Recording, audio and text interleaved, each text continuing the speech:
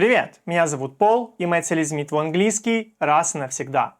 Сегодня я приготовил для тебя очень сочные фразы, такие как I've got и got to, к которым люди обычно приходят спустя лишь 2-3 года изучения английского языка. Используя их, ты будешь звучать как истинный американец. Поэтому устраивайся поудобней, мы начинаем!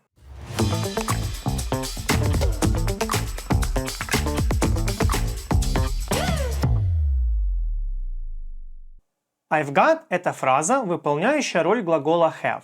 Рекомендую приучиться пользоваться ею, когда тебе нужно сказать, что у тебя что-то есть. Знаю, у тебя сейчас может быть вопрос. Зачем? Зачем все усложнять? Дело в том, что от носителя языка ты редко когда услышишь фразу I have и she has. Они зачастую используют именно фразы I've got и she's got. Поэтому смирись. Попытавшись понять то, что я тебе сегодня расскажу, ты сможешь сам начать пользоваться ими и понимать их в речи других людей. Итак, одной из причин в пользу того, чтобы пользоваться фразами I've got и she's got, может быть тот факт, что эти фразы звучат круче и в более разговорном стиле. И для того, чтобы убедить тебя в этом, давай сравним пару предложений, и ты примешь для себя решение. Стоит ли пользоваться ими или же забыть их навсегда? Поехали! I've got a job. I have a job. You've got a problem. You have a problem. He's got kids. He has kids. She's got a house. She has a house.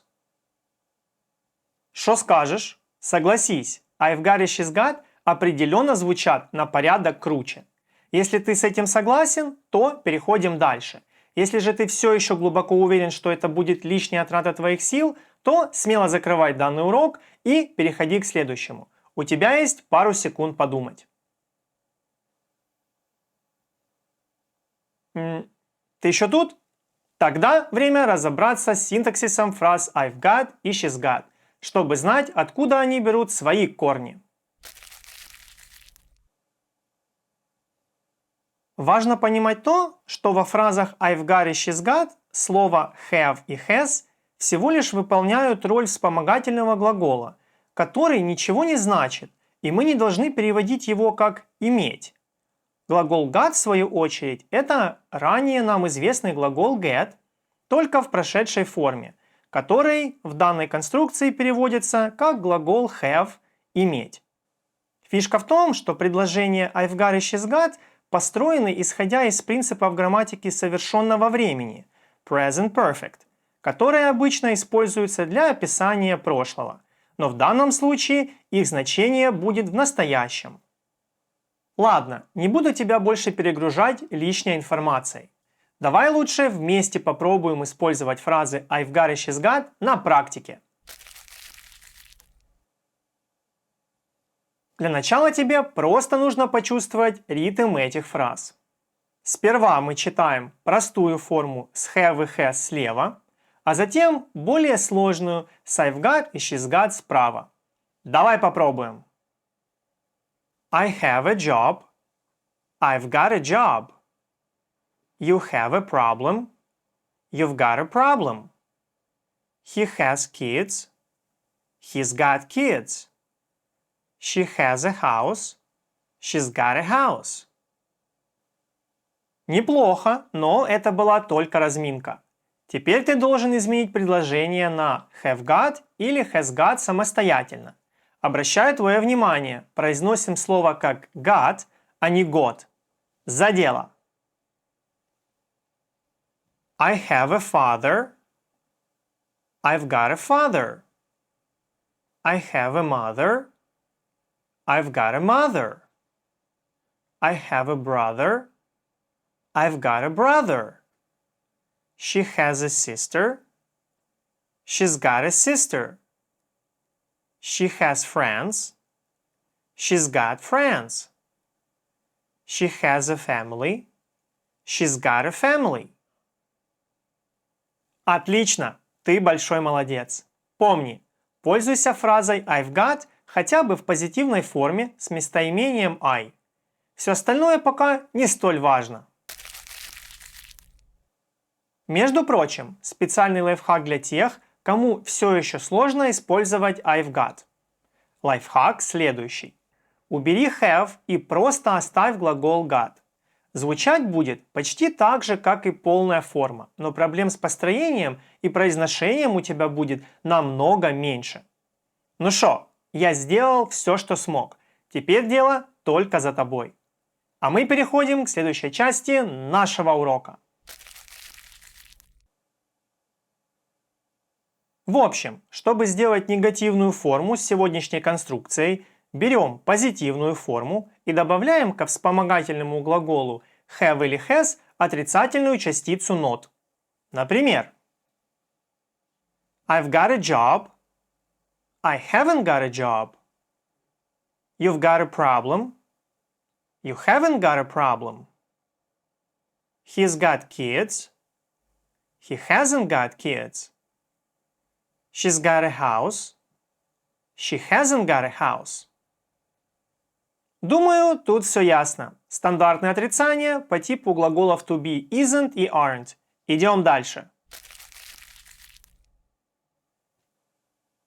Значит, чтобы сделать вопросительную форму с сегодняшней конструкцией, нужно взять вспомогательный глагол have или has и поставить его на первое место перед существительным. Например, I've got a job. Have you got a job? You've got a problem.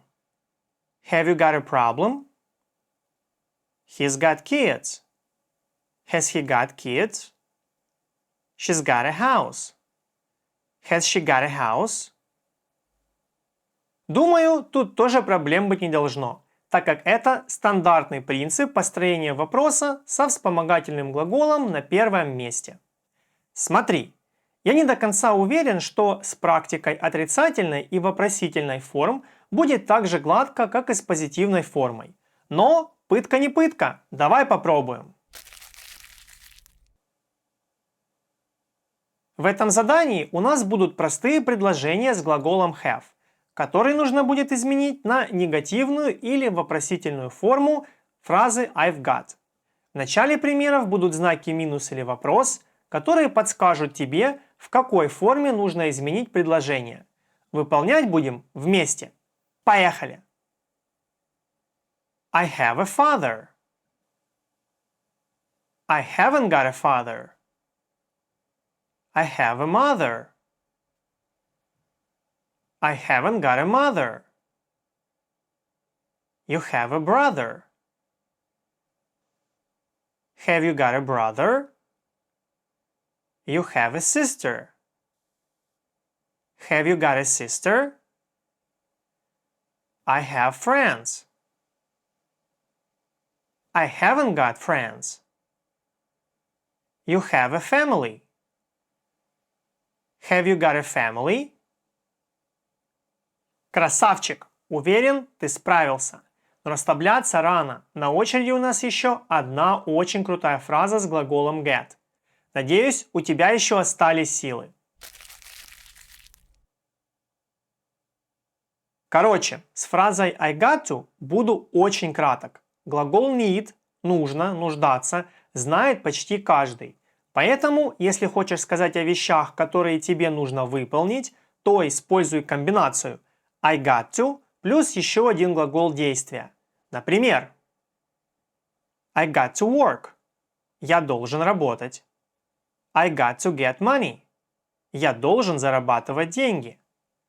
I got to make new videos. Я должен делать новые видео. I got to help my students. Я должен помогать моим студентам. I got to be the best. Я должен быть лучшим. Только что я сделал свои 5 примеров, и ты не забудь сделать свои. Договорились? Просто следуй схеме got to плюс еще один глагол действия. Как справишься, буду ждать тебя для подведения итогов. Желаю тебе удачи!